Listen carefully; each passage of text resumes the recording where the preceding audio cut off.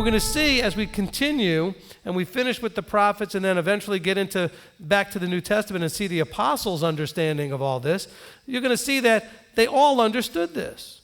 We're going to see Rav Shaul or Apostle Paul talk about this. We're going to see Peter talk about this and John talk. We're going to see others talk about these same things because they were taught the foundation of what was prophesied to happen to Israel.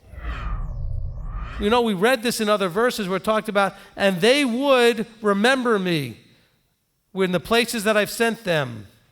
So he comes to realize and remember, wait a minute, I had a place that I belonged, that I messed up. And I need to teshuvah, I need to repent, I need to turn back and go back and restore that relationship, which is what the whole punishment of Ephraim was all about. To get them to what? To teshuvah, repent, and restore relationship. You, without your Creator, doesn't work. It may seem like it for a short while, but it just doesn't work. And He knows that, so He's patient. Go give it a shot. You'll see, and you'll be back. And so here, it's coming to that understanding, realization that I've been walking in this delusional place of thinking, I can handle all this stuff. I can do it. All I needed was some money and some funds and go make my way in the world. I don't need Him. Well, just because you have wealth doesn't mean you stop needing Him. But you know what He'll do? He'll take away the wealth. He'll see that you squander it so that you can learn if wealth is causing you the problem to think that there are those who think they're blessed because of the wealth when it's not the wealth that's the evidence of blessing.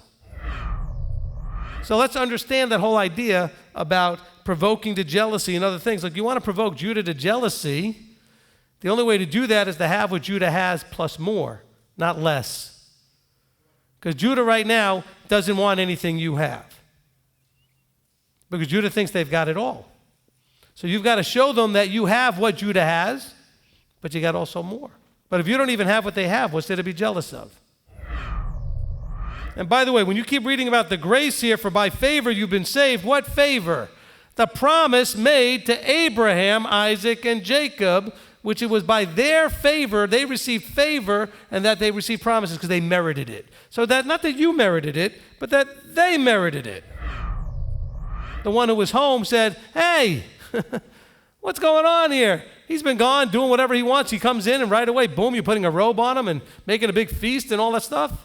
You know, there's another verse that talks about if you do what's expected of you, you're a useless servant. That's kind of what Judah was being told here. He says, look, you've been with me always. You've always had all this stuff. And he's like, yeah, but you never gave me a fatted calf even to hang out with my friends with. And you haven't, because you've been plodding along, but you have only been just plodding along, doing what you need to do. You haven't gone above and beyond.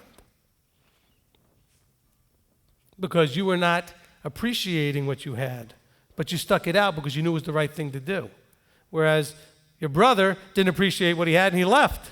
But now he appreciates what he had and he's back. He's got a whole different attitude than you do. He really appreciates what you have. That's why he came back. People use Ephesians to say, well, that's why the law was done away with. The law was the problem. The law. No. You were without the law when it says you were dead in your trespasses which you once walked according to the world and not according to the law. Chapter 2 and verse 1 and 2. It says, now the enmity that's there between you has been abolished so that you can now embrace the law equally, both of you, and receive the same blessings and receive the same safety and the same transformative benefit of being turned from what you are into what He is. That's not just available just to one group or the other. It's available to both. Because I'll tell you what, the Christians and the Jews agree on one thing. I don't know about anything else, but certainly one thing. Torah is not for you. Maybe I'm wrong about this. If you read from Genesis to Malachi or 2 Chronicles, depending on your Old Testament, the one thing you should get out of it from cover to cover is that the Creator wants us to do what He said. I don't see how you can get any other message. If I had to ask you, give me one point, one message for that whole beginning to end, Genesis to the end of the Old Testament, the end of the Old Testament, what's the one message? Do what I say, and everything will be great. And that's where we talk about being correctable or not. Most of us are not, because we don't like what it sounds like. We don't want to be told. We don't want to have to deal with our stuff. So we want to find people that are going to teach us smooth things. So what do? You have a question, and what do? You go on YouTube, and you type it in, and you find teachings on that question. And then you listen to the first one, and you don't like it, so you go and get a second one. And you keep listening until you find one you like. Isn't that interesting? And don't tell me you don't have to raise your hand. Don't tell me you never did this. But you start looking for a teaching that matches what you like. A lot of us do that. Don't do that. You're looking for those smooth prophecies. So a path was made for the remnant. He says, look, you're going to hear that teacher. You're going to see it saying, look, this is the way. Don't just understand it. Walk in it. It's not information. We talk about knowledge is not power. Applied knowledge is power. There's nothing to the Torah if you don't do it. It's got no power, no effect, nothing. You have to do it. When you do it, then there's something to it. So what's the path that's being given as was in the day for the remnant? The path is that you're now getting access to Torah. You had no idea it was important, relevant, needed, that it would bless you, keep you safe, change you into what Yeshua is. You didn't know any of that stuff when you were sitting in your Christian church or when you were in the world. You didn't know that.